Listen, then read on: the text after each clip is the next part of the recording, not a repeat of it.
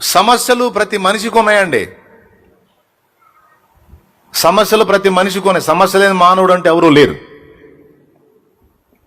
క్రీస్తుకు వెలపటున్న వాళ్ళకి సమస్యలు ఉన్నాయి, క్రీస్తు నందున్నోడికి కూడా సమస్యలు ఉన్నాయి.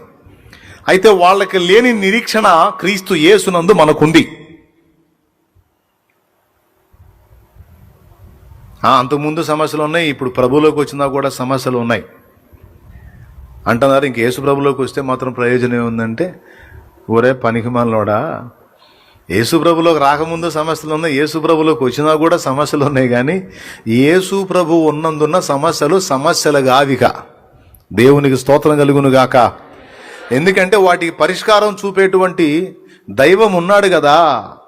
నిజమైన దేవుడు, అసలైన దేవుడు, సరైన దేవుడు, అన్నిటికీ చాలిన దేవుడు ఉన్నాడు కదా. దేనికైనా సమర్థుడైన వాడు మనకు తోడై ఉన్నప్పుడు కొండల్లాంటి సమస్యలైనా బండల్లాంటి సమస్యలు మనమా మోస్తాము? మన పక్షాన ఉన్నవాడు మోస్తాడు. Praise the lord.